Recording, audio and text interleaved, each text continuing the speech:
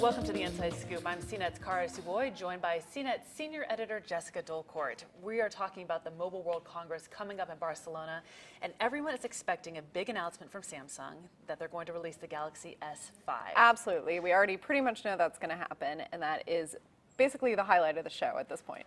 What is one thing that you would really like to see out of this new iteration of the Galaxy? I'd love to see a really dramatic design change. We've had a lot of the same universal looking, rounded corner, very plasticky look and feel. Samsung's tried to increase the premium feel of that a little bit by adding a little silver around the ridge. Sure. But what I want to see is something really beautiful and finely crafted, more along the lines of what you get with the HTC One or even the iPhone 5S.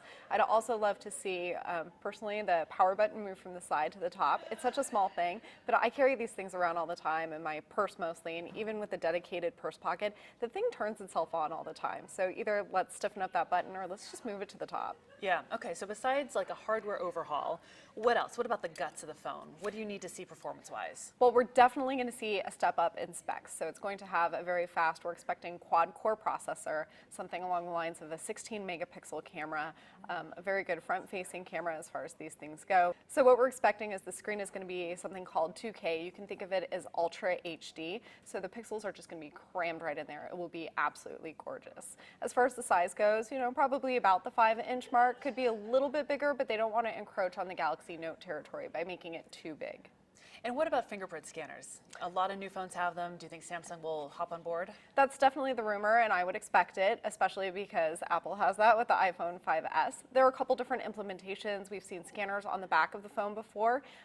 That's been around for several years, but not really implemented well. The problem is, in order for it to be useful, it really needs to work correctly all the time. It needs to be easy to find, it needs to be accurate to use. So Apple kind of has a lock on putting the fingerprint scanner on the home button. Not really sure if Samsung's going to attempt to do that, maybe encounter some legal battles along the way, or we could see it on the back like you get with something like the HTC One Max.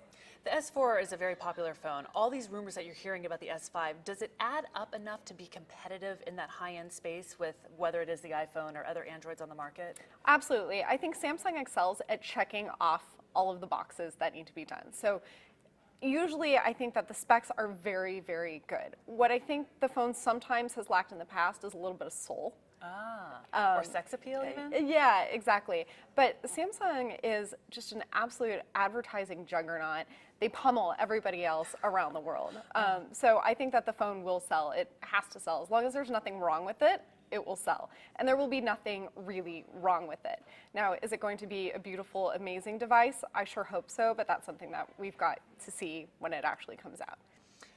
Galaxy S5, any thoughts on it having a curved screen? I know we've sort of seen that emerging out there in the smartphone market. Right. I don't think we're going to see anything deeply curved like we did on the Samsung Galaxy Round, which is Korea only, or on the LG G Flex, which is available in the US. So I think it's possible that the actual glass or screen on top could have a slight curve to it like we've seen in the past. I'm not entirely certain that the OLED display underneath is going to be curved. So I don't think we're going to see that really deep arch. So the S5 announcement is what you think will be the highlight of Mobile World Congress, but what else are we going to see from the show? Now, one other thing that we're going to be paying a lot of attention to is actually phones for emerging markets, because this is where the battle's really going to be fought in 2014. You've got players like Lenovo that bought up US Motorola, and some others as well. You've got Nokia shifting under Microsoft. So I think the question is going to be, now that, you know, a lot of developed nations are really saturated when it comes to smartphones, that's people mostly replacing what they already have. The next phase is getting the hearts and minds of people who are moving from their first smartphone or maybe moving from an entry-level smartphone into sort of the next model. So for these companies, they're going to be targeting these markets.